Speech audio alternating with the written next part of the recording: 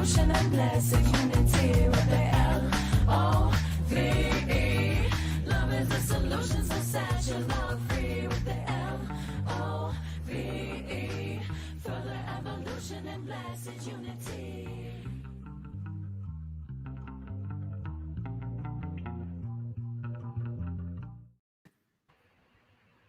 Good morning, everyone. Welcome to the Self-Love Show.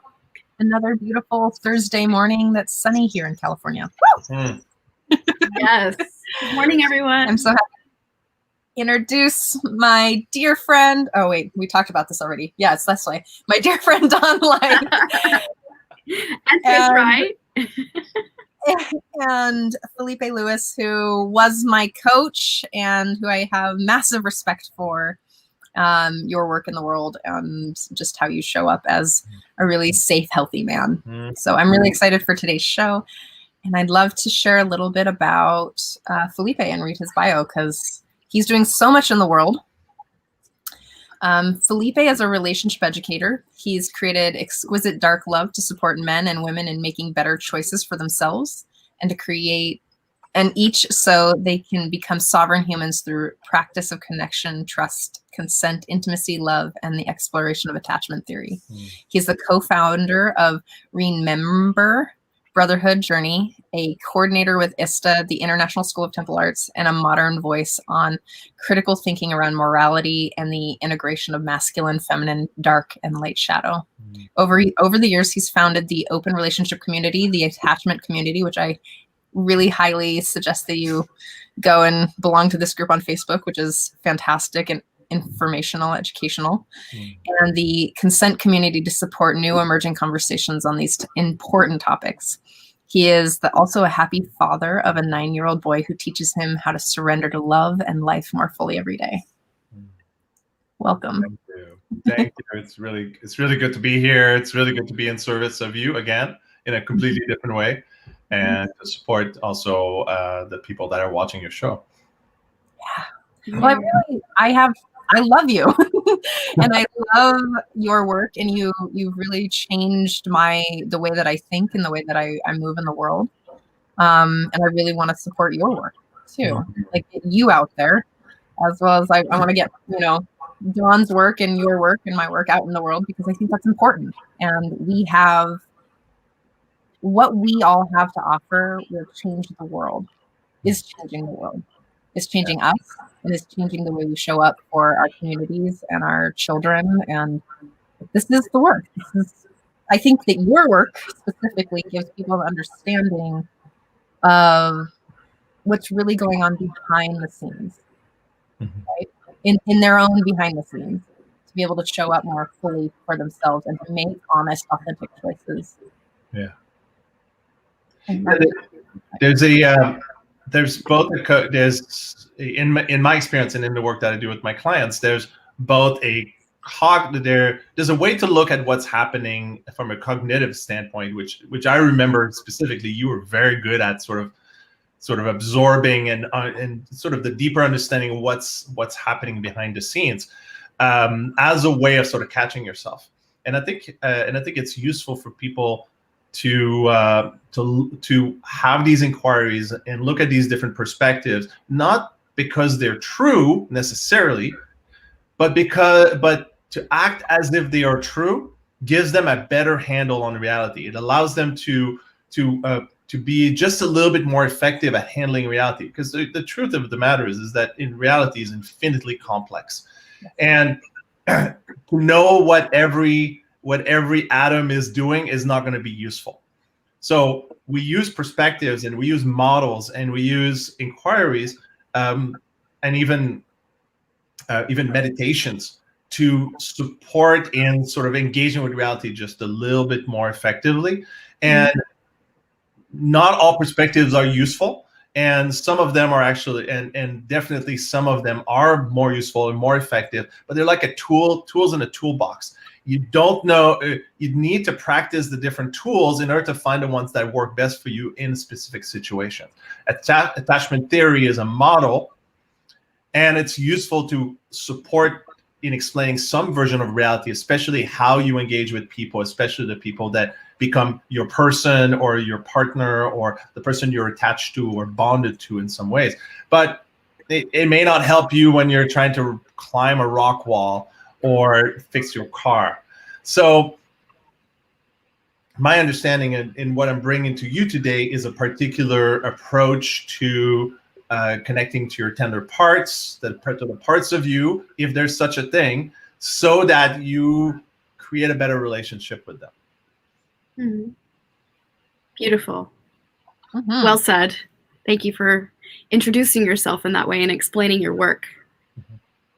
But Trish and I are both very acquainted with what it's like to be in relationship with the tender parts. Like, that is deep work we've both done. So you are speaking our language completely. Yes. What I'd love to share is the okay. I'm just gonna take it in a direction. The nature of reality is technically based on 7.6 billion people on this planet right now. So there's 7.6 billion perspectives on this planet that we're all creating what reality looks like together. It's consensus, right? And so as we, like, my reality doesn't actually look like Dawn's reality. There's some shared things that we belong to, like, oh yeah, this color is pink because the entire color scheme world believes that this is pink. Like, we've decided that. We've all collectively chosen that.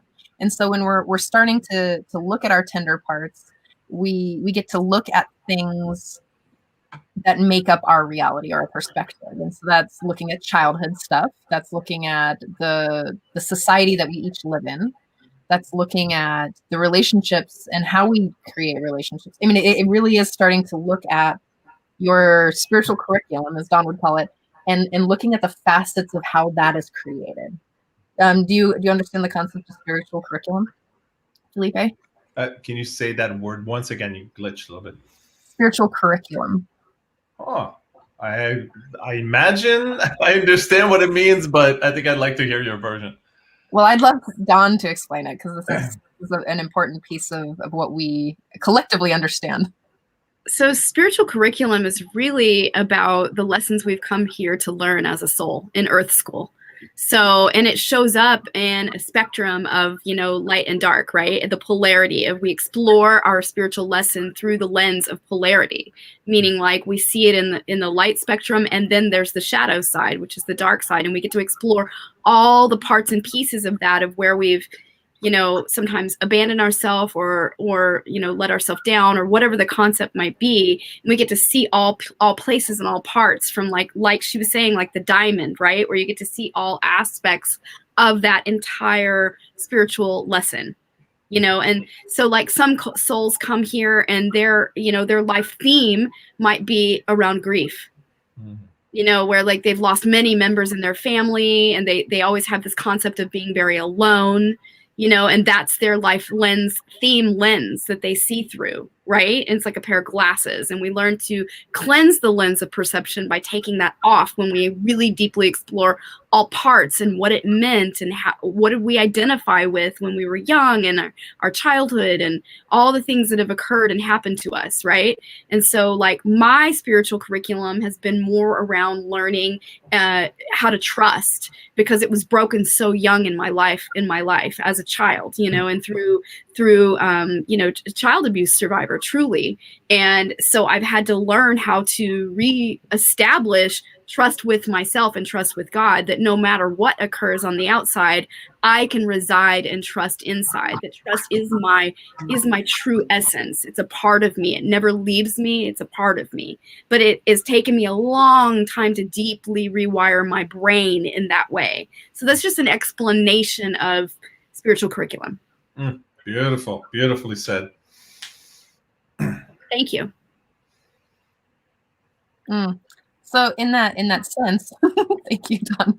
In that sense, there's this place of like, and I'm certain that you've probably seen it, Felipe, in your work with me and with other clients, is that there's a certain theme of things that I'm working with. There's a certain theme of things that your clients are working with, that, or yourself, that you're like, oh, this is the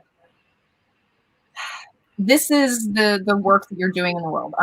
For example, I've been really digging into CPTSD and memory issues and how that affects and how for people out there who are watching, complex PTSD is abuses or traumas that consistently happen and for longer periods of time and could technically be emotional or physical and have a tendency to be childhood abuse, and how that affects memory in adulthood. Right. Like, wow.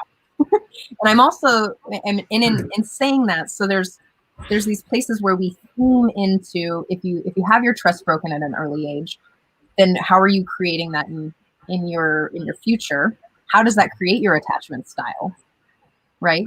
And how does it really affect the way that we move into the world, and how do we love ourselves there, right? Mm-hmm. Yes. That's beautiful, beautifully said, and it helps sort of illustrate the complexity, at least start to dig into the complexity of how these things show up in our life. Yeah. Mm-hmm. And I also hear you saying it's really learning to recognize where we disassociate from it because it's been painful, and really come home to that part that's like longing to have more awareness there and searching for it inside of ourselves, and like welcoming it back into ourselves as a loving part, like embracing it back into the loving essence that we are, and no longer needing to disassociate. So then you have a stronger bond and connection of intimacy and connection with self and whoever you're experiencing the pattern with.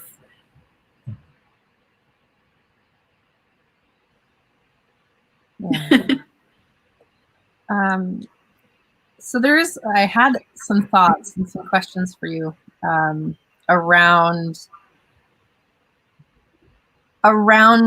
attachment theory. Just, I mean, I can ask the very specific questions, but I'd love to just pass it to you.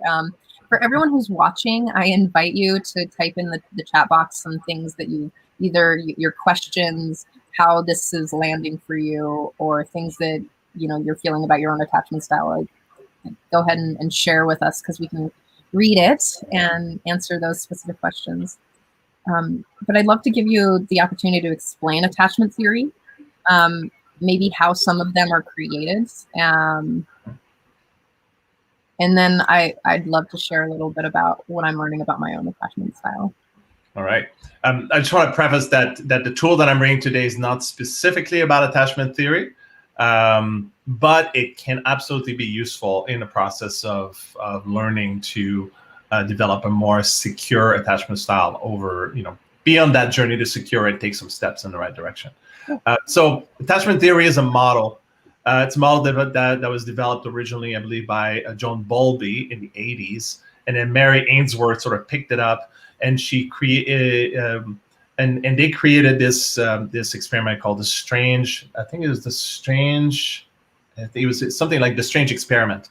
So what they would have a mother and her baby in a room playing, and then the mother would just leave the room, and then they would see what happened to the baby.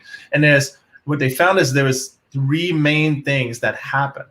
One of them is the baby would start crying and missing their mother, looking for its mother, for their mother, and then the mother would come back, and the baby would sort of stop crying and be happy to see his or her mother.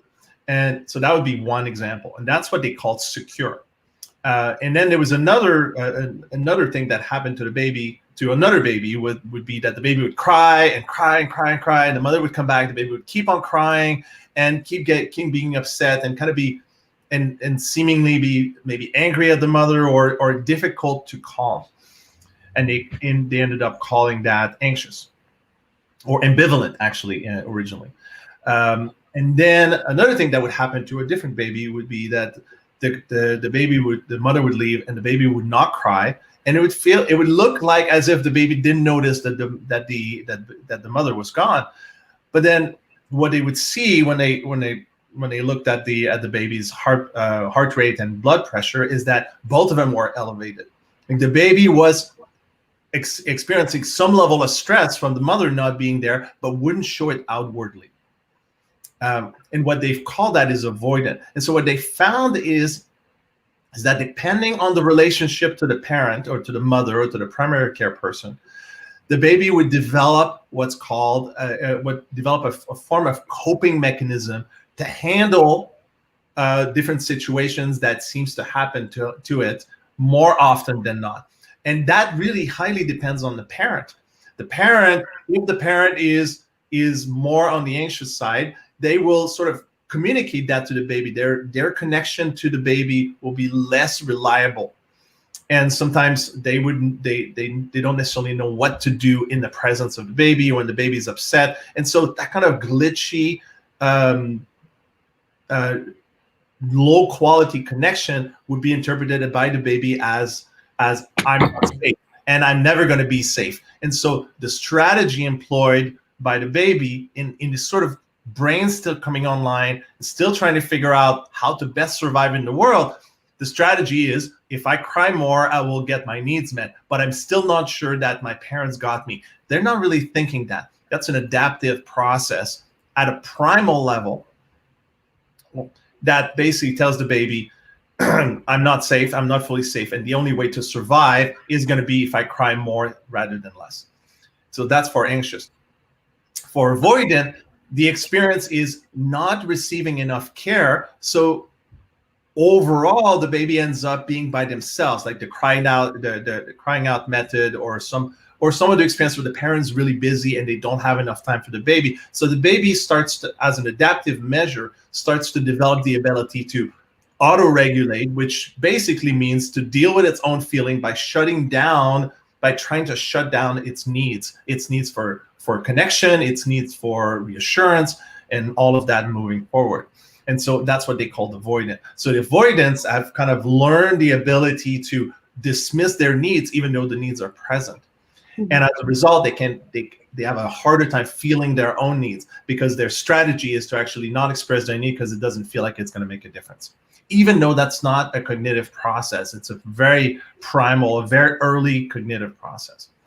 And then the secure person, in comparison, the secure baby is, the parent is always there at the right amount, at the right frequency, and the right amount. They're available, they're responsive, they're engaged. And that level of engagement allows the baby to start to trust that the parent will be there when a need arises. And that translates into some sort of, at a very, very deep primal level, a trust in the universe and trust that the needs are going to get met. And so as a result, these babies grow up to become adults that actually have a very calm nervous system, that doesn't, on one hand, believe that the parent is not really, that the connection is going to be glitchy or not the connection is not going to be very good or of poor quality. And they don't believe that the parent will not be there. They're kind of sitting in the middle, in that just right, like, I believe in the goodness of the universe, and I can rest in that because they've had enough experiences that set that template for them to kind of live with and grow with.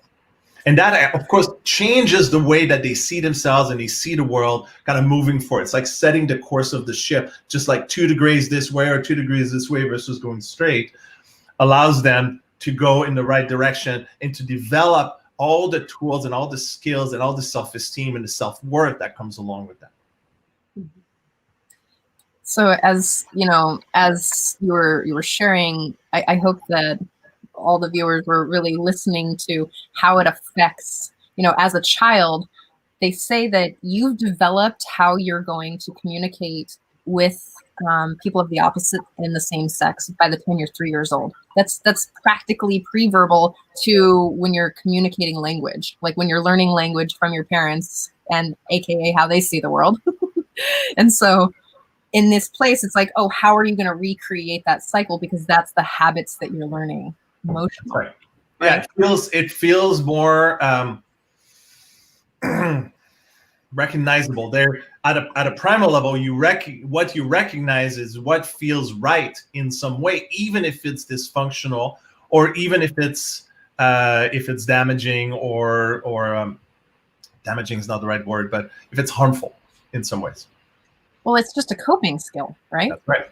Like you're just, so without the human consciousness of being able to reflect on self, we're kind of just like animals. We're just kind of animals, kind of figuring it out, trying to Yep. like get our needs met, Yeah. and on a very basic level. So as you're moving through the world, or as I'm moving through the world, like having the understanding of how attachment theory kind of affects you is really coming back to the child inner, like the inner child, the inner wound, the places where we either developed secure or disorganized or insecure, anxious kind of attachment styles. Like they're good tools to understand how to dissolve the filter.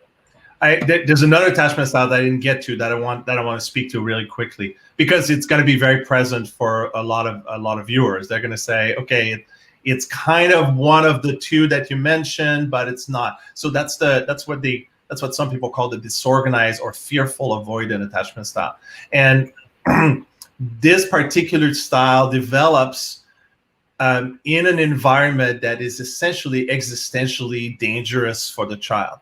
So as a baby, you're growing up in an environment that's where your parents maybe in one moment love you and one moment are actually hurting you. At a primal level, it creates this strange situation where you're trying to love the person that hurts you some of the time.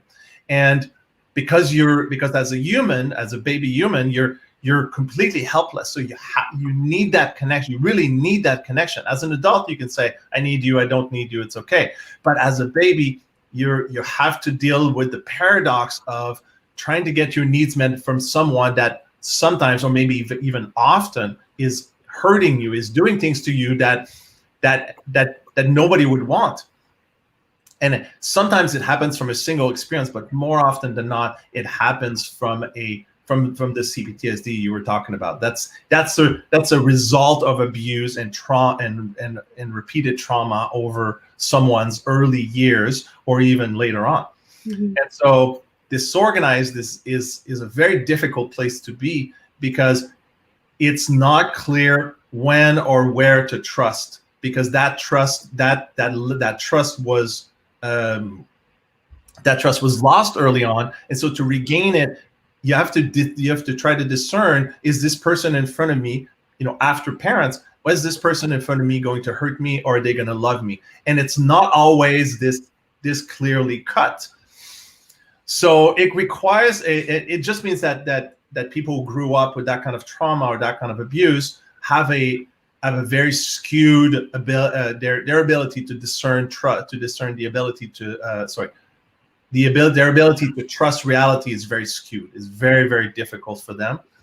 And because most of what's happening is at a primal level. It's way before their ability to even discern. It happens there. They go into trauma states without their ability to actually perceive it until they're in it. And when they're in it, their ability to cognitively reason with what's going on is highly impaired. So they're engaging with just a tiny bit of their brain to try to notice what's going on to them in order to catch themselves, in order to grow out of it. It's extremely difficult, and it takes a long time to do that, because essentially the last layer of our brain, the neocortex, was created evolutionarily. It was created by the lower levels of the brain, such as the mammalian brain and the reptilian brain. So the reptilian brain evolved a mammalian brain to make itself even more adaptive, and the mammalian brain evolved itself into a neocortex in order to be even more adaptive. And so this allows us to be massively adaptive right from the get-go, but it also means that every experience impacts us because we don't have instinct. We create our own reality, or reality creates us early on, and then we have to deal with how this reality was created for us by our experiences and by our response to these experiences, which includes our parents. And would you say that it's really possible to have two different attachment styles? Because I feel like that's what occurred with me. Like, I had a secure attachment style with my mother and a very avoidant style with my father. It's possible. Ultimately, yeah, go ahead. I had to like really learn. I fully have always trusted my relationship with women. Like I always had that really deep bond with any woman that came into my life. It was never an issue, but with men is where I had to do the deep work of like really learning to trust and let go. And like, you know, that's where all the patterns showed up for me. Yeah. So the association for you, the sort of the low level, and I don't mean bad by low. I mean the low, the pre sort of the identification of danger versus trust happen at the level of sex. If it's a man, if it's a woman, you engage in a different, or your nervous system engages in a different way. Yeah. And it really shows up in the way I serve my clients now, because I really work with women in the same way of like really unraveling all the parts of where they have these relationships that don't serve them and, you know, help them. So it's just really interesting because it's like me embracing my own journey of what has occurred to me has really been the greatest gift in the world. Mm-hmm. Yeah. And it is possible. Anything is possible. I mean, we're using the model of attachment theory as a map, so to speak. But the reality is you're a massively complex human being, or you're massively complex because you're a human, even more so than you would be as an animal. And partially it's because that extra layer of brain allows you to handle reality in a more sophisticated way. But it also means it can reality can fuck with you, pardon the word, in an ever increasing sophisticated way as well. So we're able to not only be messed up by reality in a more sophisticated way, but we're able to delude ourselves also in more sophisticated ways. True. Very, very true. Well spoken. Yes. and I'm not trying to like pigeonhole you into this particular like thought process, but I think that I think that it's a really important concept for people to understand, so that we can really acknowledge that there's perspectives to just unravel. Like it really shows us when we start to look back, and also to give us an opportunity to really like, oh, this tool might not work for me because it's meant for this. Like, you know, so certain things like I've recognized over the years, not because of specific childhood traumas, there's some things that lived in my brain as a child that there was some unsafety places, like places of unsafety, like just full on. And then there's places that I got into an older age group in relationships that I kind of started to cycle through patterns, right? And recognizing that I have more the attachment style that's disorganized. So there's places where I'm like, whoa, and there's places where I'm like, whoa, and it can be confusing to know where to lean in and where to not lean in, and that aspect of trust. Like I really felt where you're sharing about trust, like, oh, how to understand where and how and who to trust in the moment. And so most of my work's been really like fully allowing myself to come back to how can I trust me deeper here, and really coming back into self-sourcing that place rather than asking for another person to show up in a way that I want them to, which could also be what I want and terrifying at the same time. I mean, a couple of things can happen. I mean, it's if you find someone who's very consistent, that's very supportive of you being able to kind of realign your interpretation of reality. If they're very consistent, or like, I mean, that would be a secure person ostensibly, who's that if something happens, they react a certain way, and it's not out of whack. Obviously, people are they're flexible, and different days they react differently. But if they're consistent, this would allow you to sort of realign or recalibrate your perception of reality. And that's very, very, very useful, because when you're with people who react out of whack all the time, then it's very difficult. It's like you're trying to emotionally lean on someone, and sometimes they got you, and sometimes they don't. And sometimes and maybe sometimes they're actually doing things that are hurtful, and then you're like I don't know which one it's going to be. And it's difficult to know what's real as well, because you're still trying to calibrate yours as they're trying to calibrate theirs. Absolutely. Oh, reality. So good. It's tough. I know. I'm like, oh, this is so juicy. I'm totally like, again, I have been really, I don't know what's gotten into me, but I'm like, I just want to like, I get into moments where I want to do a lot of research, and that's the moment I'm in today. And over the last few weeks, it's been really, Yeah. So this is just bringing up so much gratitude for my journey, and my marrying a partner, my husband, that is secure attachment style. So it's like it allowed me to really come home to myself and like root into myself and do the deeper work, like, and I'd already done a lot of work entering into the marriage, many years, 18 years this year. But yeah, right. It's a big deal. And so, we had children around the same time, Felipe, you and I, like, I have a 10-year-old.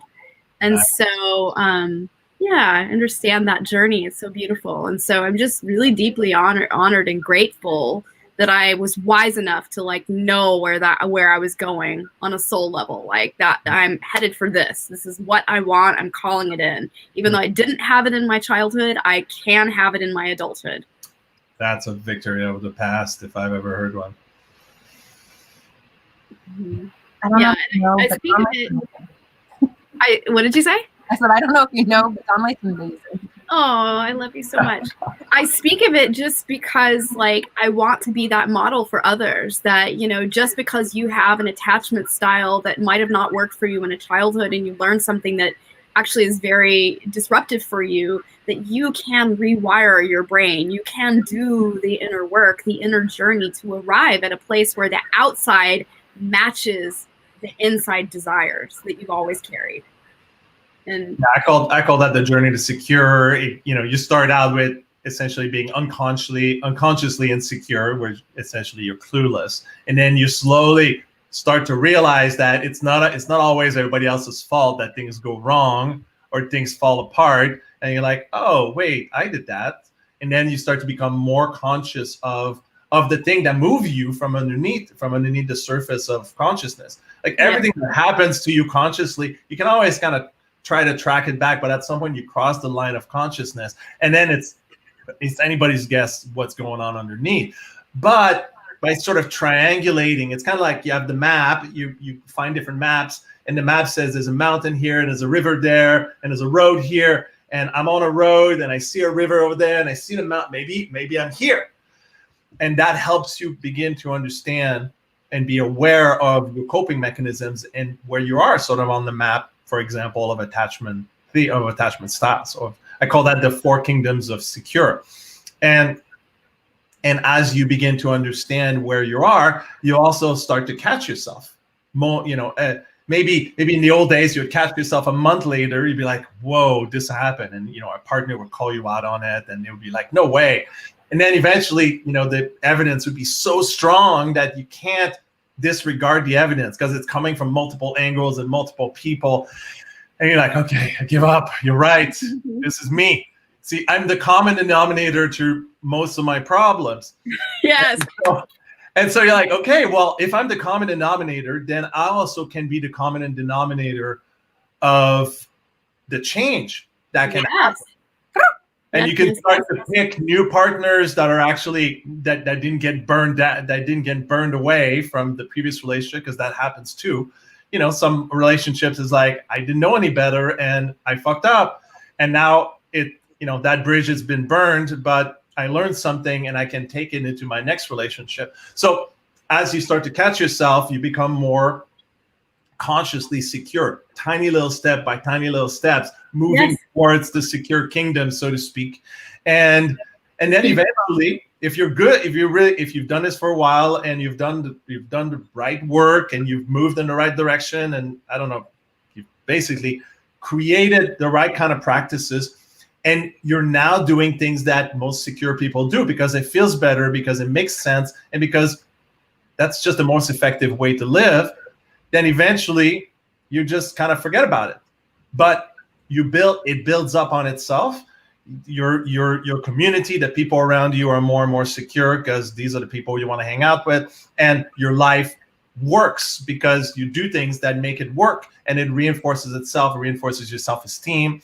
It reinforces your trust of the world, because the world keeps on responding to you in ways that are connected to you trusting the world, because now you're trusting people that are trustworthy. You're more trustworthy, so people don't blow up in your face for the same reasons anymore. Or if they do, you recognize that they're in part of their trajectory or their journey that is before the part that you're at, and you have compassion for that. So all of this to say is that eventually, maybe later on, after a bunch of years of work, you end up just doing this naturally.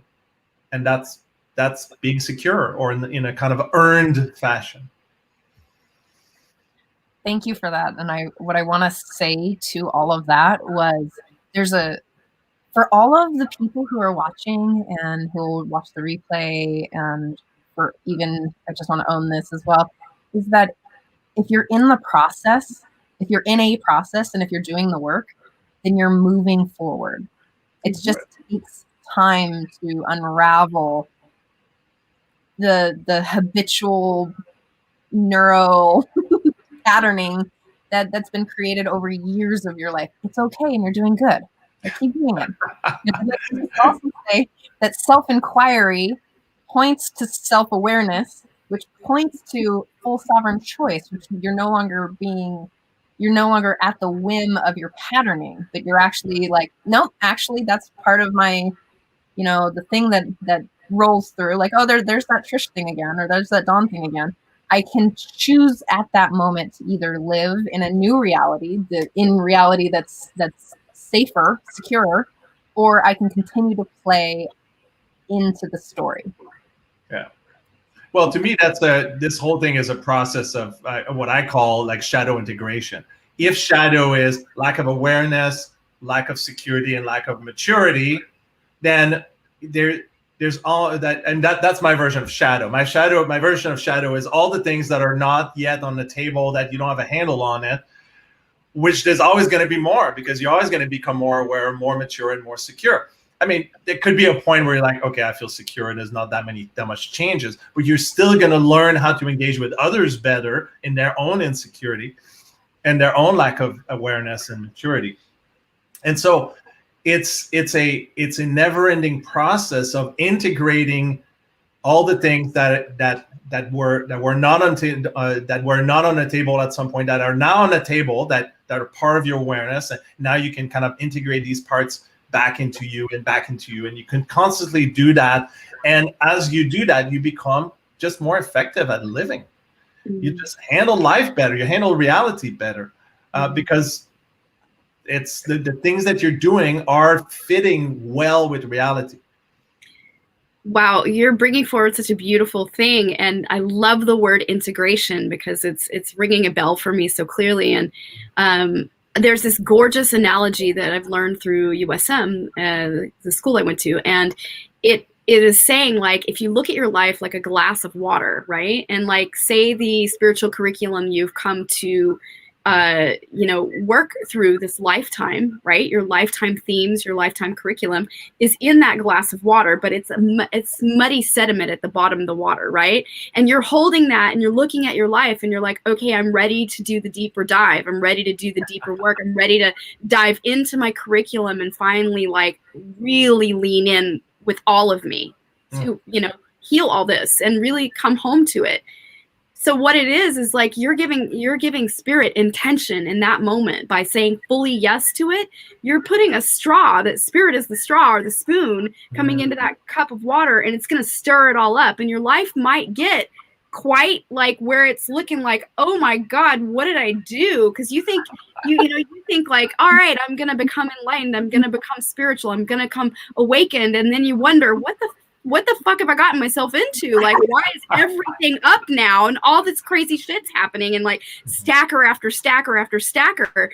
And it's happening for a reason because you just invoked the deeper patterns to surface and come forward. So you're given a little sifter and you're like, all right, here we go, life. I'm just going to gradually sift out the sediment of my mind and my process and my patterns. And I'm just going to gradually keep sifting. Before you know it, eventually with enough dedication, patience, and integration, and that applying that loving to all the parts, eventually your glass is clear. Yeah, I love how self-responsible that approach is. Yeah. And I want to bring a piece that I often hear people say, like, about, say, having grown up with abuse or trauma or a really awful experience from somebody who's been declared a perpetrator, and I want to presence that experience. For some people, when they say, "Oh, it all happens for a reason," that's kind of as a way of kind of sweeping it under the rug. Yes. What I'm hearing you speak of, Dawn, is sort of a transpersonal way of looking at reality and life from a transpersonal perspective. There's a trajectory in your life, and there's a way that there's a trajectory that your soul is going to move through. And if you look at that as a thing that can be engaged with, then there does not need to be a sense of wrong about all the bad things that happen. And it's not a bypassing, which some people will identify as such. It's an actual full engagement with this happened. I can't change it. And I did nothing wrong. I don't have to identify myself with believing I did something wrong. That's right. Yeah. And Go ahead. I just wanted to add that in. Thank you for letting me. And you still, absolutely, and you still have to work with the repercussions. Yes. And so to me, that kind of working with the repercussions, like it messed with your attachment style, or it messed with your sense of reality, or what's safe with men or what's safe with women. You can't just bypass that. You can say, as a starting point, okay, this happened. It's part of my curriculum. It's my lot, and my lot is not. It's not fair. There's nothing fair about my lot. And for some, you can't explain fairness for so many people suffering in the world. But it is also the thing that you have to work with. And so I see this piece to work with as very similar to the integration process of grieving. Somebody dies, and you have to deal with that reality. You can't change it. It's already happened. There's no way to go back. You're going to have feelings.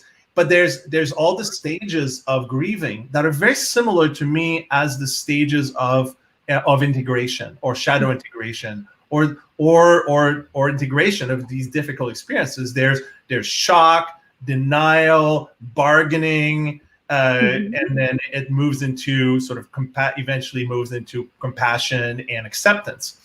And there's nothing about moving through that process that is wrong. It is often the way we move through that process because we react badly to knowing that this is ours. But it's making it ours that actually allows us to move through it. Yes. Well said. Well said. So the self-responsibility piece is so important because it's not about like, oh, I'm all to blame.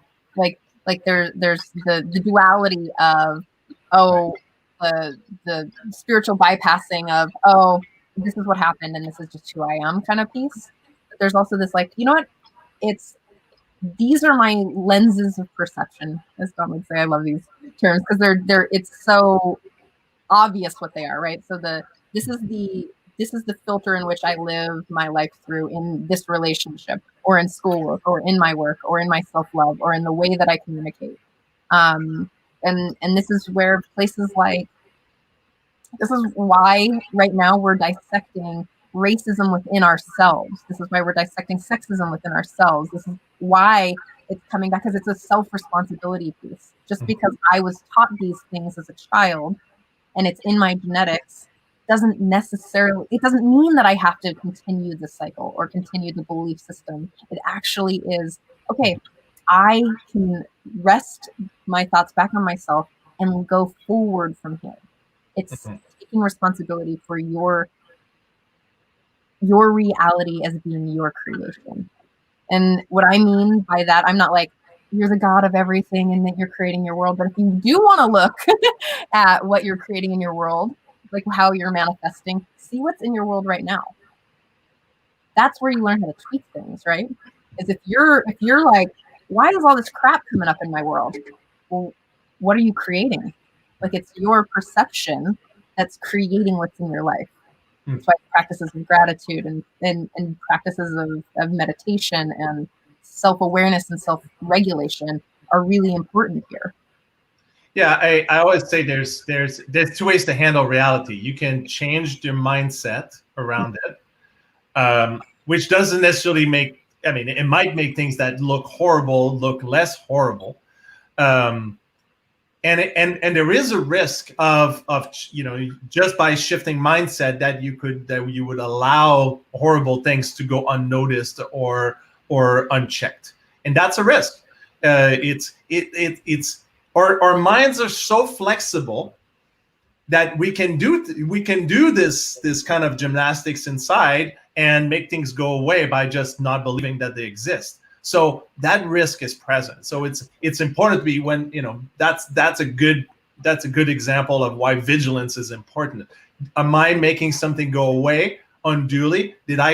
What is my commitment to what's real and what's not, so that I can get a handle on it if I do need to when I want to. At a moral level, do I have a moral call to make a difference into with all the things that are impacting me? And that's the second piece. The first piece is changing mindset so that you can engage with reality a little bit more smoothly with the things that you can have an impact on. And then the second piece is changing circumstances. So changing mindset is the first piece, because if you don't have that ability, you're at the mercy of the second. And changing circumstances is the second piece. So you can change circumstances for yourself in your life if you have a handle on what's yours and what you can change.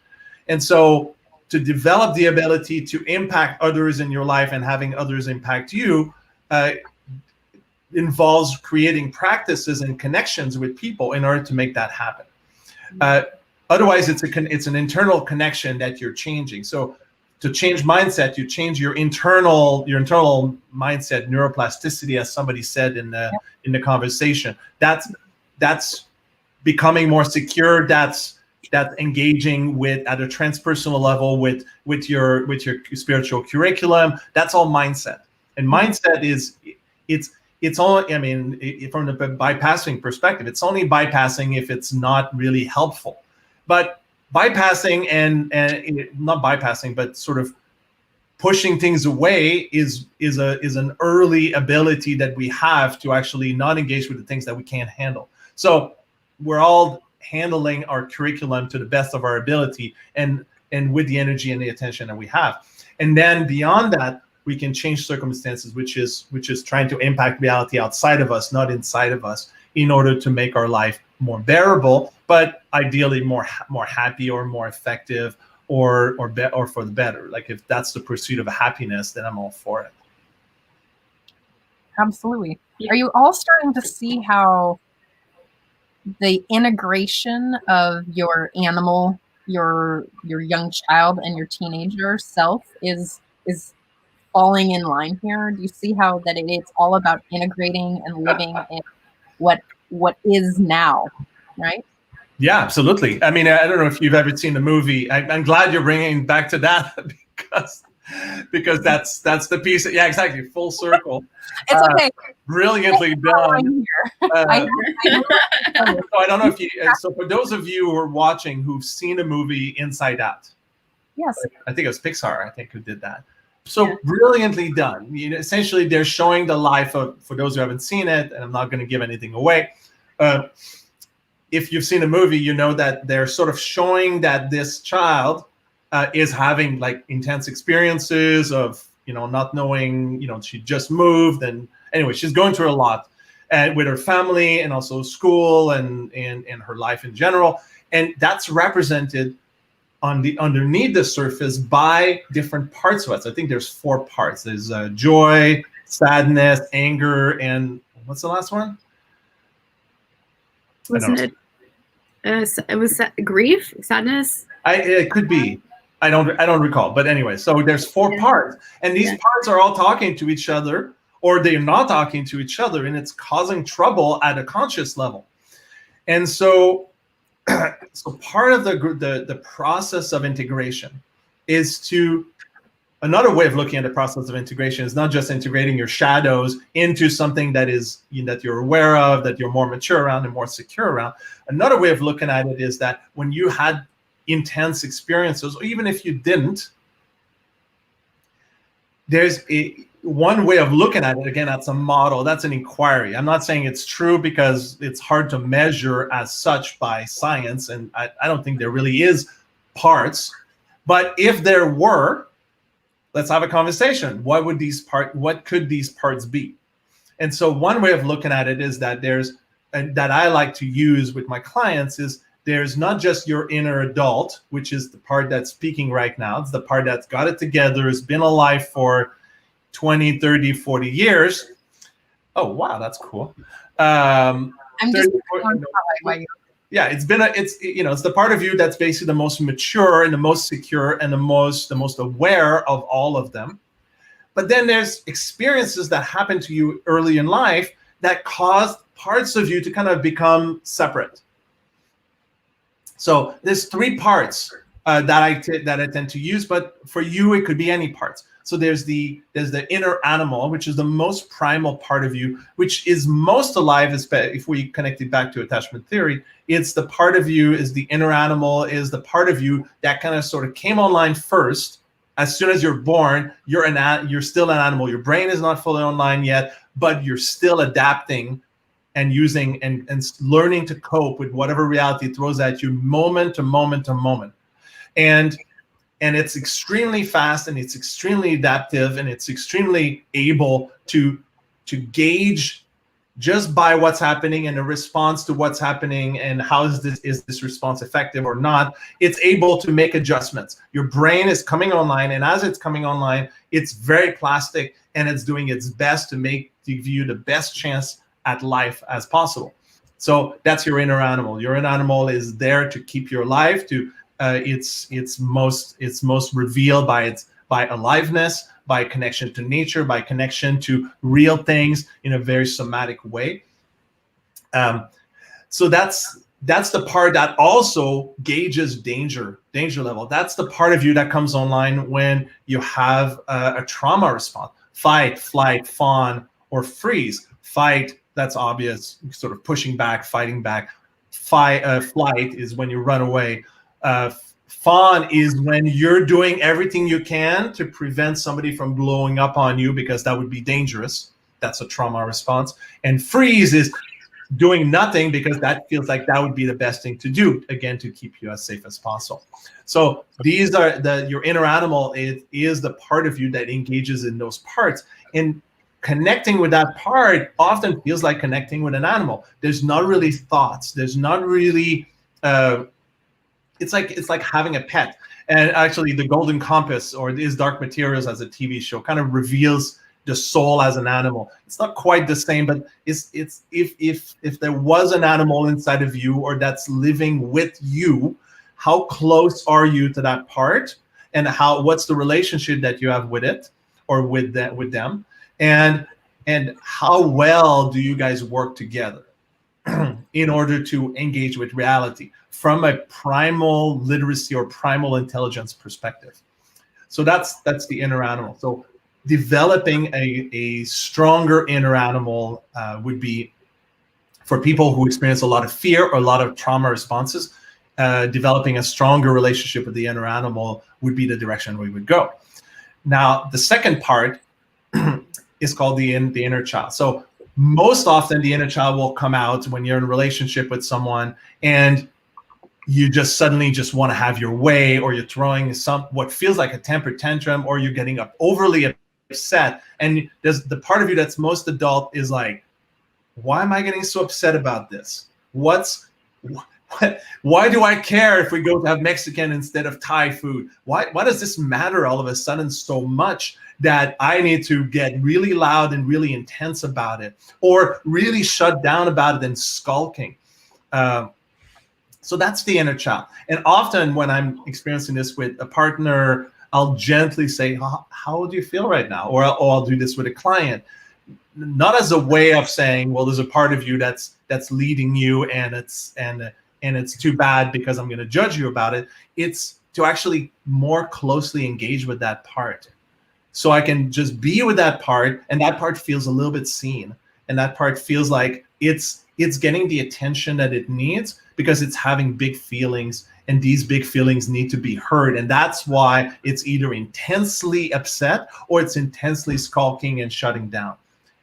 So it's trying to make blow things up out of what's seemingly out of proportion because these feelings are big, or it's trying to create kind of almost like a black hole vacuum of attention or connection, so that somebody's going to go, hey, what's going on? Why am I getting no connection with you? And so if you've had partners in your life, which probably most of you do, you've had these experiences where it feels like you're engaging with a 5-year-old or an 8-year-old or a 10-year-old, a part of them that is much younger. And for those of you who have managed to engage with that part more gently, there's a deeper relationship that you as a partner can have with that part, but there's also a deeper relationship that your partner can have with that part for themselves. Because really the connection that's called for in that moment is for the two of them to be more related and more connected. Because we, as our inner adult, are best able to engage with our inner parts, because we know our inner parts, because it's us. It's these parts are us. It just coming from a different angle, the different perspective and different needs, and a different level of maturity, since we're talking about shadow integration being about being more mature. So one of the ways to become more mature is to connect, have a better and a deeper relationship with those parts, so that those parts know, if there's such a thing as them having a knowing and their actual separate sort of thinking parts, that they know that we've got their best interests at heart and we're acting in concert. And as we act in concert, it will look more like we're a symphony. A concert, symphony.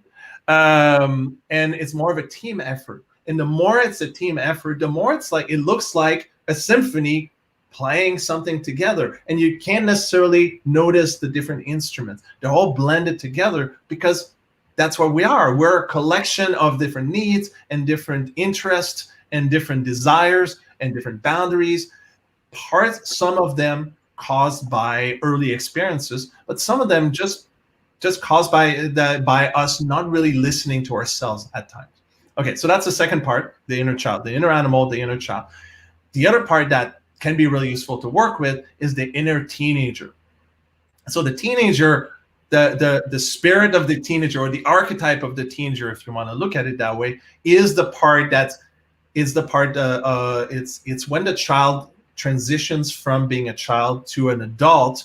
They start to apply their power, their will. They don't want to be controlled by the adults anymore, their parents. They want to assume their own choices. They want to become their own sovereign.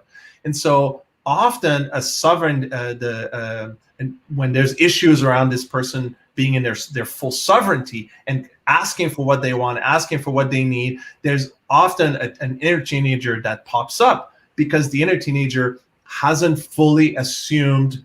It's like the prince versus the king. They haven't fully assumed that power. They haven't fully claimed it, partially because it represents a lot of responsibility.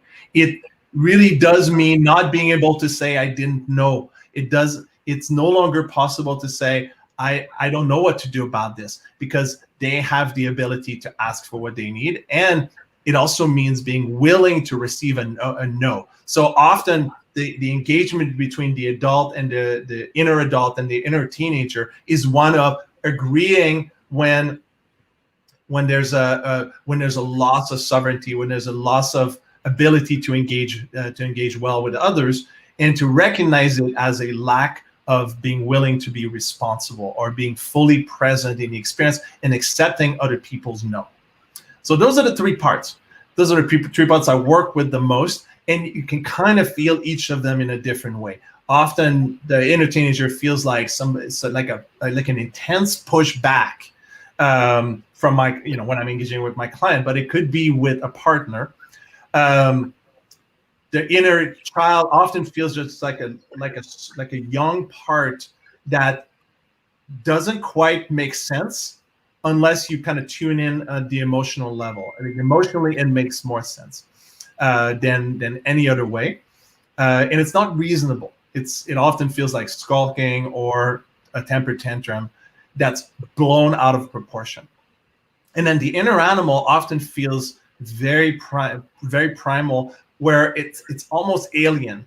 It's not possible to have a conversation, and you'll see, and it's often shows up in a very somatic way. There's a lot of, there could be trembling, there could be a kind of upset, or kind of a deer in the headlights kind of look, or there could be an intense pushback, but it doesn't feel emotional. It feels beyond that, or it feels below that, so to speak. So this just to give you a sense of the three different parts that is useful to engage with you. And I don't know if we have time at this point. It's already an hour, but I could guide all of you through a meditation on accessing these parts. See, I think it's important that you set the foundation there. I appreciate that. And if you have time, we do too. Yeah. All right. How about you? Okay. Yeah. So Thank you. I'd love to ask our viewers right now what they're getting out of today's show. Up to this point, I know that Philippe is going to take us through this process and this tool to really help integrate those pieces. So if you're still watching, I invite you to continue to just give yourself a moment to drop in here. But I also invite you to really just share what's coming up for you with other people, with like yourself, just the self-inquiry piece. And something that I really want to also like just pin to the wall right here is that the work that we do on ourselves is always impacting our relationships. That self-love is doing our inner work, and it's also doing the outer work too. So that's the place of just really, I mean, if we were all living on this planet, well, if one person was living on the planet, we'd have no problems. But we're all living on this planet having relationships all the time, whether it's with the person that you're buying groceries from, or whether it's yourself, or whether it's the dog, or whether it's whoever. I mean, like the mailman. We have relationships, and that's, doing that inner work, reflecting, as well as integration is a really big piece of having better relationships. And the reality of it is, it's not possible to do this alone, because a lot of this work is relational. I mean, we start out we come into this world as deeply relational beings because we're so dependent. It's not the same with the mammalian with reptiles. They come out and there's no societies of, well, typically there's just some exceptions, but there's not really any societies of reptiles. That's because they come out and they're alone, and there's some mating that happens for sure, but they're mostly just going about their life, doing their thing. Mammals come out with a different set of chemicals in their brain, including oxytocin, which causes them to want to stay together with their babies, because it feels good. And because when they're not close to their babies, there's a sense of, oh, I'm not getting the oxytocin. I need to look for my baby because it's going to feel good. It happens below the consciousness level, but even just oxytocin causes a sense of connection at a primal level that causes people to want to be close to each other for similar reasons, because we're kind of addicted to it in a good and positive and healthy way. It's feeling into these different chemicals: oxytocin, serotonin, dopamine, which is the reward system, cross something off your list, get something done. It feels good. Causes us to want to grow, causes us to want to develop ourselves, causes us to want to get things done, which causes us to keep moving also.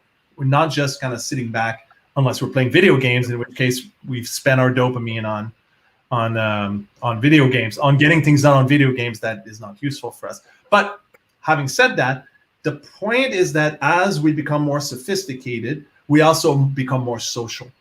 Yes. And that's just a basic idea of it. And so we are relational and societal creatures, and so it's important to follow that and be aware of that, because this work, this healing and integration work, also happens socially and relationally. I love Yes. Would you like to share your process with us? Okay. All right. All right. So what it's going to look like is, if you're watching or listening, it's going to work. It was work out just well. There's no pie charts and no graphs to be shown. So you're going to close your eyes, take a deep breath, and let it go.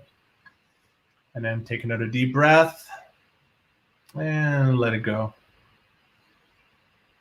And then take another deep breath and hold it. Just count to 10 silently, and when you reach 10, let it go with a sigh.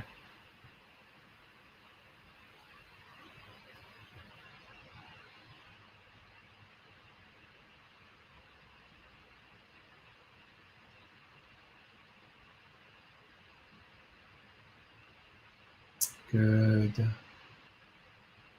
Good. So continue breathing deeply. And as you breathe with your eyes closed, find yourself just going down into yourself. Just feel into yourself, into the sensation, into the emotions that exist in you, into the sensations inside of you. And just notice all these sensations as part of an expression of you, whether or not you're causing them consciously. And even the sensations of you sitting or standing or moving around, if you are, those are still expressions of you. The thoughts that come up, they're expressions of you too. The sensations and the thoughts and the emotions. Each breath is an expression of you. So now feel more deeply into yourself, to the parts of you that are in you, but also kind of feel apart from you. That they're not fully in you in some ways, but they're coming from you. They're still you. It could be many. Some of them could be archetypal. Some of them could be connected to specific experiences or roles or identities. And you can feel into that. What are some of the identities that exist in you? So it could be man, woman. These are some common ones. It could be related to sexual attraction. It could be related to binary or non-binary identities. It could be related to your body or not. It could be related to who you are in the world, how people perceive you. Are you a father or a boss or a mother or a sister? What kind of job do you have? Now we'll just focus on the few that I mentioned a little bit earlier. The inner child, the inner animal, and the inner teenager. So first of all, feel into the part of you that feels young. How old is that part? Maybe you have a specific memory associated with that part. A specific moment in your memory where you were playing and who you were playing with.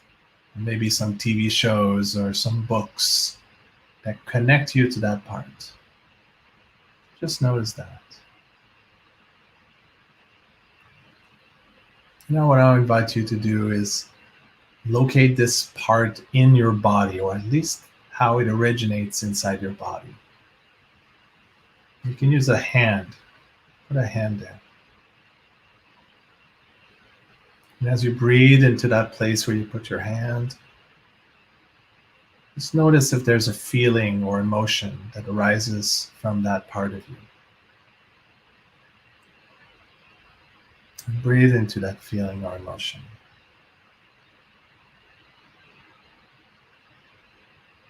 And let's just call that, for now, let's just call that your inner child. This is a part that often comes out when you feel helpless, when you have big feelings. It feels like things are happening to you and you're unhappy about it. But it could also be the part of you that comes out when you see something that's really funny or really fun, or that catches you by surprise with delight. And you're able to kind of look at yourself and like, wow, I usually don't react so happily and so blissfully, or so. It's the part of you that makes you want to skip or dance with no need for a particular reason, but sometimes they do. So that's your inner child. So just sort of lock that into your body, wherever that is. With your hand, just press a little harder. And breathe. And just know this is right now where your inner child is. Now what I want you to do is feel into the part of you that exists but doesn't have any thoughts. It's a primal part of you that still feels deeply, but is not quite human. It doesn't have the complexity, or doesn't necessarily feel like it has the complexity of thought that you do as your inner adult, or even your inner child. It feels, in a way, deeper. It feels in a way less complicated, maybe, or more intense in some ways. And see if you have a specific memory associated with that part. Maybe a memory of being in nature, or a memory connected to something intense that happened and you had a super intense emotional reaction to it, or what felt like an emotional reaction but feels even more deeply primal than that. And locate that part in your body. Let's see if you can put a hand there. For a lot of people, that's the belly, but it could be anywhere. It could be on the back of your neck. It could be, could be on your elbow. Just feel into where it is for you, and just know that it could be in a different place each time, depending on what's happening to you. And breathe into that so breathe into that part where you put your hand, and see if there's a feeling or sensation that arises from this part. The feeling could be something really basic, very simple, like joy or anger or rage, or even shame in some ways, but in a very primal way, or playfulness. But again, just very, very simple, very present. Breathe into that feeling. And just call that part of you your inner animal.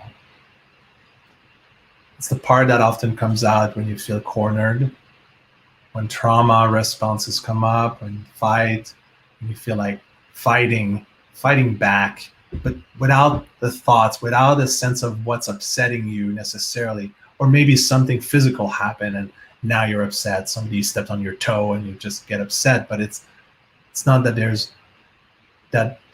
a wrongness other than the pain, or maybe something that happened that made you want to flee, or something that happened that made you freeze, whether it was by surprise or something bad that happened in the past.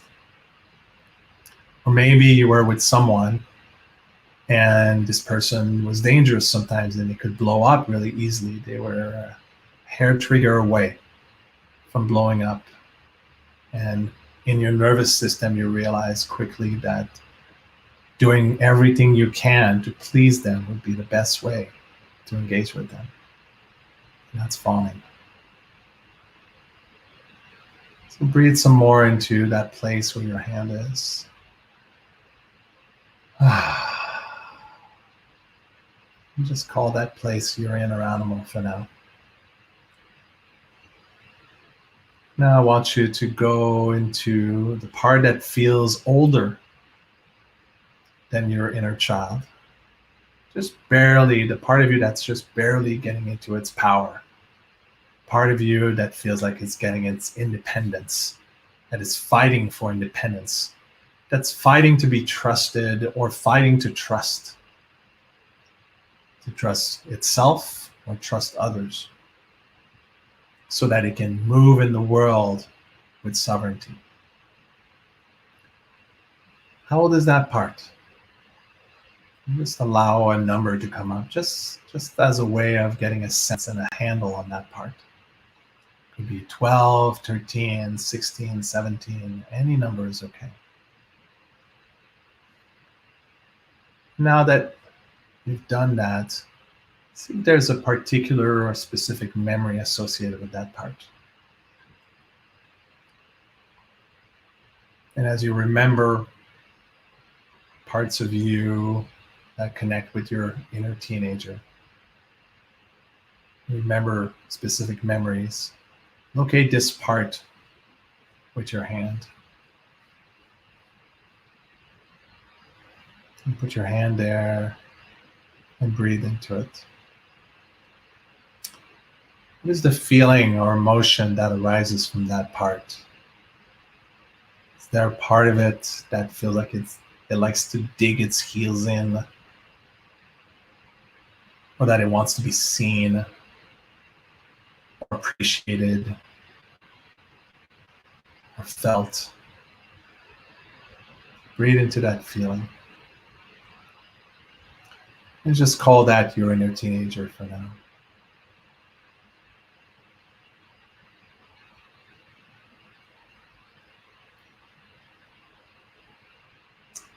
Now I want you to go back and consider all three parts. Your inner child, your inner animal, and your inner teenager. You can even imagine them around you or in front of you. Is there one that's calling for your attention the most? And just listen gently and carefully. Maybe look at each of them. Is there one of them that you feel the call to get closer to, or that you feel like you need to get closer to? And when I say you, I mean your inner adult, the part of you that kind of knows better, that's a little bit wiser, a little bit more mature, a little bit more secure, and a little bit more aware than the other three, perhaps. Pick one. And if you don't know, just pick the inner child. And that's okay. You can always do this again with the other two. Now, what I want you to imagine is, where's that part around you? Maybe you were imagining them in front of you and they're where they were. So that's perfect. Just locate them. Feel into their presence. Allow the other two to disappear for now.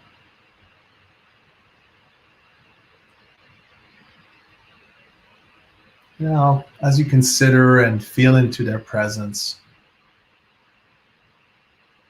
either you might imagine asking them, or you just want to feel into them. What does this part want to tell you? Allow yourself to ask that question. What does this person want to tell, this person or this part want to tell you? You can ask them and then listen for the message it has for you, with a sense of gratitude and generosity and curiosity. Nothing complicated. Maybe the answer comes through a feeling or an emotion. Or maybe there's words that seemingly come from them, an answer. Or words of wisdom. Or maybe a request.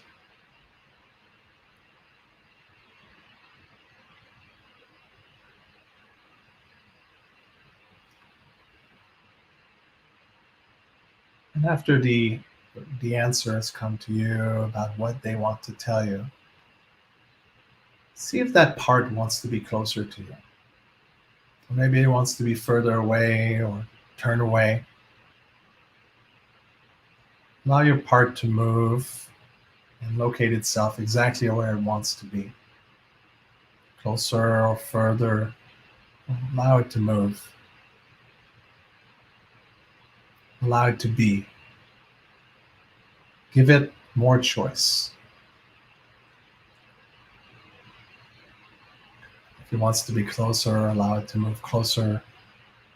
If it wants to sit with you or next to you, that's okay. Now ask that part. And maybe it answered this in the previous question. What does this part need from you?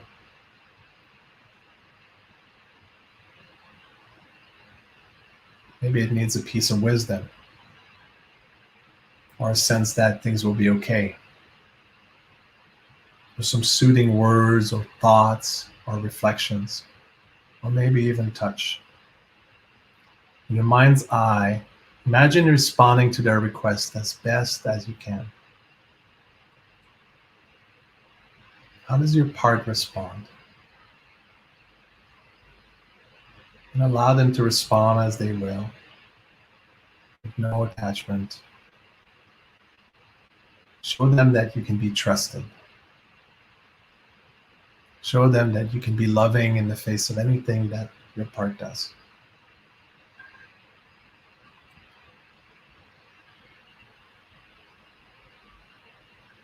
Offer them, give them what they need, when they need the most. As simple as it may be, or as complicated as it may be. Maybe it needs a promise. Maybe it needs to be seen in a particular way or in a particular light.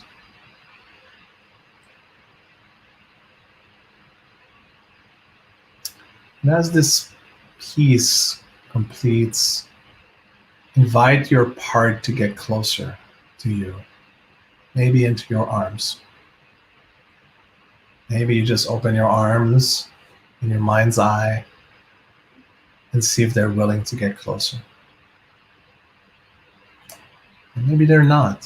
Maybe it's not the right time yet. What do they do? Perhaps just holding your hand is best, or perhaps just being seen is best, or something else. In a way, simply love them for where they are, for where they're at, and for what they're doing, and nothing else. Now allow your part to settle. Allow them to settle where they are, either in your arm or next to you or somewhere else. Perhaps holding your hand. Allow your part to be with loving kindness. And as you do that, feel the connection arising from simply being with each other. And with each second, you feel that bond growing stronger. How does it feel to you to know this? How does it feel to them to know that you're just being with them and it's okay, or it's going to be okay?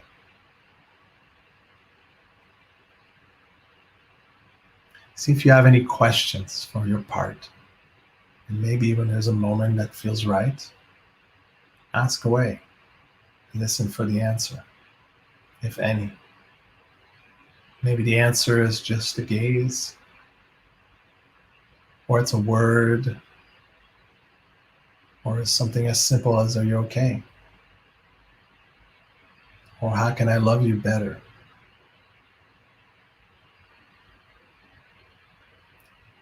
Allow your part to answer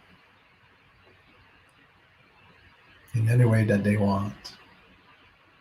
And thank your part for either answering or not. Just for being there and hearing you, knowing that you're here with them, for them, with you, for you. Now in a moment, it's going to be time to go. So do what needs to be done for the two of you to part. And then allow your part to leave as it wishes for now. Perhaps it walks away or fades away. Perhaps it simply blends back into you in that place where you had your hand earlier, or something else. It's all perfect because it's all you. Know that this part of you is always close at hand. You can always call for them to join you again, to connect and share time and feelings and sensations and wisdom and questions with each other. So you can be in better support of them, so they can be more present in your life, so they can be closer to you, and you can be closer to each other. So breathe into that. Maybe breathe into the lighter emptiness of them having gone or reintegrated back into you. When you're ready, take a deep breath and let it go, and open your eyes and come back into the room with us.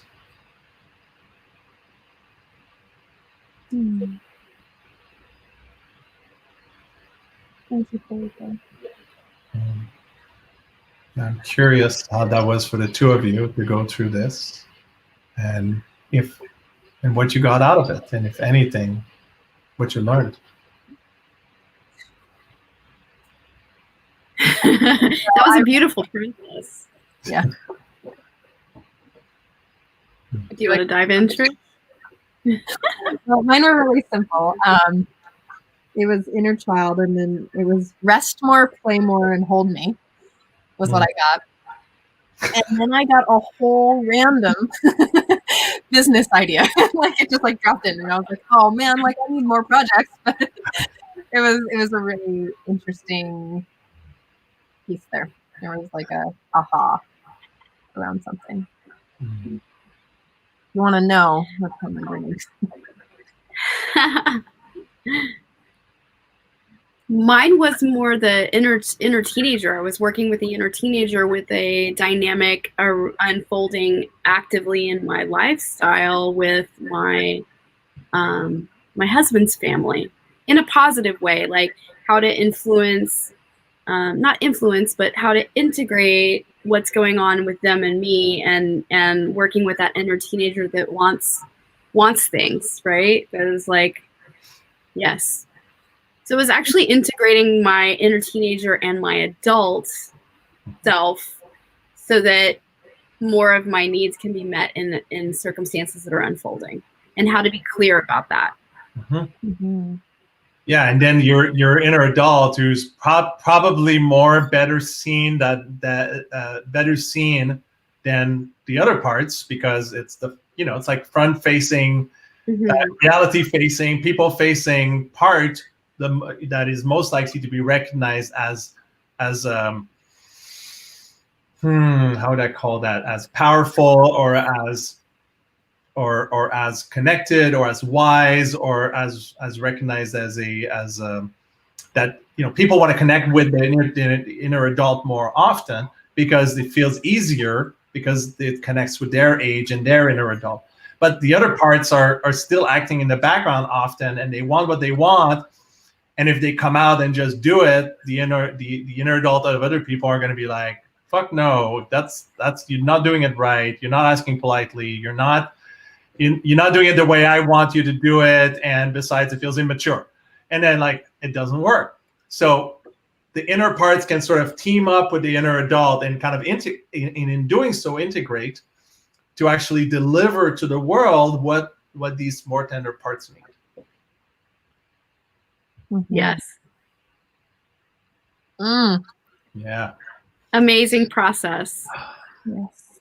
I hope our viewers got a lot out of this show today. It was incredible. Like very articulated explanation of what goes on behind the scenes in our psyche with ourself and how we relate to ourselves. So delicious today.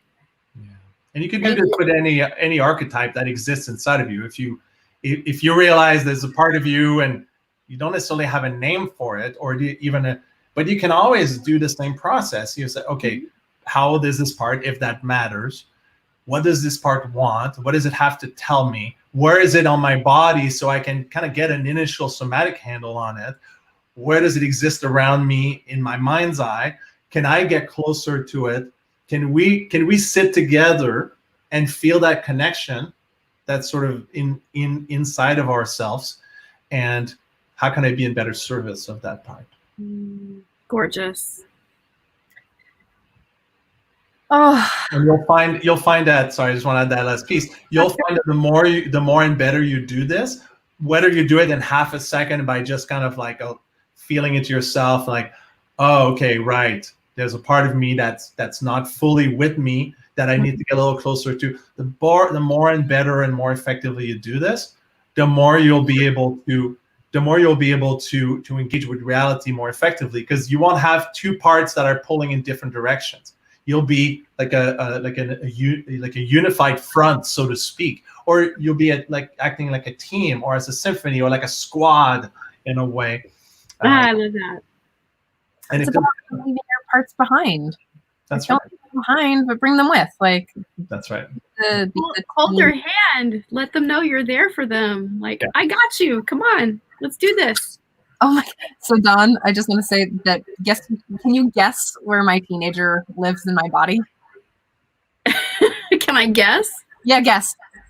I want to say, yeah, me. My right knee. I was like, oh, I'm having massive issues in my right knee, and it's just like causing me to slow down. Oh, it's annoying. Check your message. I sent you a personal little thing about me. I saw that too, which makes a whole lot of sense. Philippe, thank you so much for showing up and sharing so graciously and generously with us and the people who are watching. What projects are you really passionate that you'd like to share right now? Well, attachment theory for one thing, for sure. I mean, I've kind of covered most of them. Like, you want to share your work so that people can get in touch with you, or something? Well, I just wanted to rattle off some of the pieces that kind of came out during the big pieces. One of the big pieces, attachment theory, of course, as a model or as a map of engaging better with reality, especially with all of reality, really, because I think we do our attachment style does dictate to some degree how we engage with everything, but more specifically with the people we're bonded to and we're attached to, including our children. Yes. And in fact, you can look at your child as the mirror, the attachment mirror to what you delivered to them, because they were sort of there is such a thing as personality, but in a big way, how they engage with you is how you taught them how to engage with you. And it's gonna drive how they engage with everything else to some degree. There's a couple pieces around the attachment theory. We have an attachment community Facebook group. You can search for attachment community and join us. There's like 2,000 people now, deeply involved in the conversation of learning to go from insecure to unconscious insecure to conscious insecure, and starting to move into conscious secure, which is the third stage of the journey to secure. The Journey to Secure right now is just this community, but it's about to become a membership site for people who want even more structure, and classes and Q&As and open conversations for their own attachment style versus, so that they can feel safe within that bubble.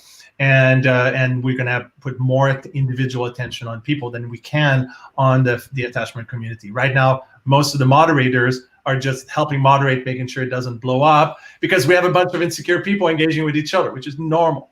Yeah. So a lot of this is normalizing for people as they kind of come into the community, and the membership side is going to be for people who want to take on the Journey to Secure in a more structured and more committed way.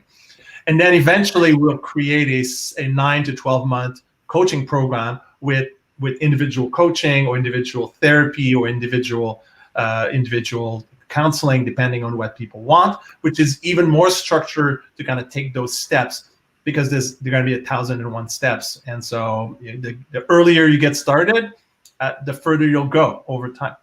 And the more effective you'll be, and the better your life will be, hopefully, for you and for everybody else around you. And then an extra piece of that is my girlfriend and I were developing this board game called The Journey to Secure.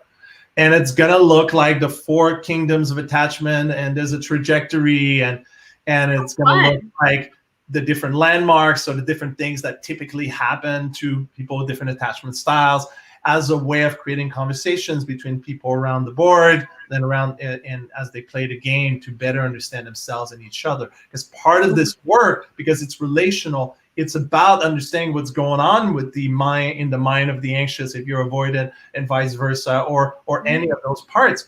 Because otherwise it's kind of alien talk. Like the way they engage emotionally is sometimes feel alien. For an anxious person, the avoidant style is alien. It doesn't make sense. I've seen it so many times with clients and partners are like, whoa, this totally does not make, I know it makes sense because you're explaining it to me, but it makes no sense to me. So to go into these conversations, to normalize the behavior, and to, if nothing else, know it makes sense on the other side. So fighting it will not help, and fighting yourself will not help, and finding a way to meet each other on the journey, not necessarily fully understanding each other emotionally, because it may not be possible, but understanding that we're all on this journey, and we're at different parts of the journey, and we're all trying to make our way all the way to the kingdom of secure. So that's the board game, but it's also the journey that everybody's on. I can't wait to see it and play it. It sounds amazing. It's exciting. Our illustrators are inking right now, but we'll first announce it on my website, so which I'll mention in a second, and also on the attachment community website. So that's the work of attachment. You can go to my website for some of my writings as well. A lot of my writings is about morality, is about the evolution of morality, especially in this day and age of everything's happening so fast, and how do we stay connected in the context of, and how do we take responsibility for ourselves and for each other in a way that's most supportive of all of us being on a journey of growth and shadow integration, or just integrating those pieces that we're not fully aware and secure and mature around. And that's, to me, that's the evolution in wisdom. Shadow integration leads to wisdom, and that wisdom allows us to turn around and support others in doing the same thing. So that's my work of sovereignty, work of wisdom, and work of morality being a piece of that. But also understanding reality beyond morality allows us to not dismiss or not sort of promote or demonize things, deify or demonize things just on the basis of what's right and wrong, but on the basis of what's really happening under the surface, that we can, and where can we kind of jump in and hold point and support people on their trajectory. That's something that you've really helped me with, is not living in the duality. Right. There is not playing in the right and wrong and making myself or anyone else like bad and wrong for having feelings, like just feeling in some sort of way that I've deemed a certain name. And that's been a really powerful moving forward in my life of like, oh, I just have this feeling that I named whatever it is. And that's it is. So now I get to look at what the story is underneath that and what I need. I want to leave you with another piece that's important, because we've talked about attachment theory and attachment styles and a journey to secure and the stages. And this all points in this one particular piece of wisdom is you are not anything specific. You're always, whether it's as a soul or as a person in a growth process, you're always in movement. You might be somewhere on the map or somewhere on the trajectory or somewhere on the journey, but you're moving. So none of this is static. Woo! True. And the more you can take responsibility for where you are, whether or not, depending on the map or whatever the answer to that question is and as to where you are, the more you can take responsibility for where you are and your lot and your spiritual curriculum or emotional curriculum, the more you have a handle on it and the more you have power over it. And as they say, with great responsibility comes great power. Thank you so much for being here today, Felipe. And I Dawn. really enjoyed this show today. It's gorgeous. Yeah. Thank you for your work in the world, Felipe. You're incredible, open-hearted, beautiful man. And I know that you're supporting so many incredible people out there, and keep up the good work. Like, so excited for your game and like the next level in business for you. Like, good work. Like, so proud to know you. Thank you so much. Great to meet you, Dawn, and good to see you again, Trish. It's so beautiful to see the work you're doing and how excited you are about it. How excited you both are about it. And you know, part of doing this work and collaboration and mutuality is we support each other because we align. And like, in some ways, all three of us are in a, you know, our three souls are sort of on a trajectory of Yes. moving through time and space, and we're close enough that we can do this with each other. And it's really valuable. It is so valuable. And that's the thing about, I think, the show is that we all get to learn from each other. Like, there's just because, you know, I've been thinking a lot about this is that someone who's really attracted to Dawn's work hears her language and is really going to benefit. Someone who's attracted to mine or yours is going to benefit because you're speaking in the language that they understand. And it's so important. Like, that's why coaching and having like different styles of coaches in the world is so important, to really be able to support the larger community. We all get to benefit from each other's work. We all get to, like, I mean, we're tribal humans, right? We want community. And We're lifting each other up. Yeah. That's it. Well, thank you so much, everyone who's still watching. Like, it's surprising how many people are still watching. Yeah. It was good.